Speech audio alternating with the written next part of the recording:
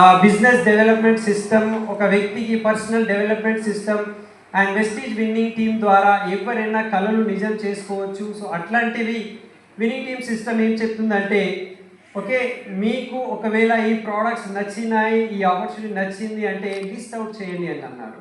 First action. Okay, action ఏమున్నది?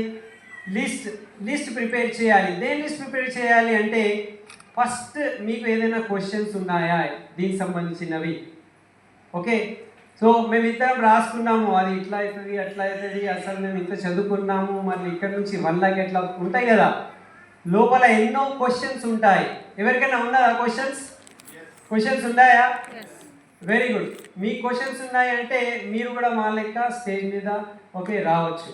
So మాకు కూడా క్వశ్చన్స్ ఉంటాయి, మేము రాసుకున్నాము. ఎప్పుడైతే క్వశ్చన్స్ రాసుకుంటామో దానికి క్లారిటీ ఉంటుంది. మీరు పిలిచిన వాళ్ళతో, మీ సీనియర్స్తో క్వశ్చన్ క్లారిటీ తీసుకోండి. సెకండ్, లీస్ట్ అన్నారు, మీకు ఏదైనా కళలు ఉన్నాయా, డ్రీమ్ ఉంటే డ్రీమ్స్ రాసుకోండి అన్నారు. లీస్ట్ యువర్ డ్రీమ్ అన్నారు.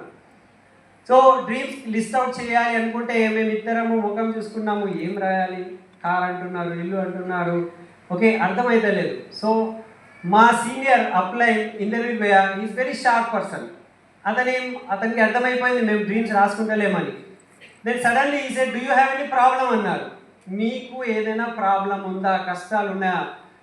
ఇక ఏమంటాం మనం, ఎవరికైనా ఇట్లా జర టచ్ చేయండి, కుచ్చుతో ప్రాబ్లం హైకే అంటే ఓ ఫుల్ ప్రాబ్లం. ఓకే, సో ఇక ప్రాబ్లం రాయండి అన్నారు. ఒక 10 ప్రాబ్లం రాయండి అన్నారు. ప్రాబ్లం రాసుకున్న తర్వాత టాప్ 5 ప్రాబ్లమ్స్ నుంచి బయటపడాలి, అదే మీకు డ్రీమ్, రాసుకోండి అని అన్నారు. Okay, so we have return hour dreams.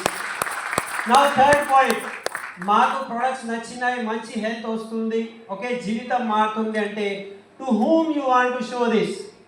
ఎవరికి మీరు మంచి ఆరోగ్యం ఇవ్వాలి అని అనుకుంటున్నారు?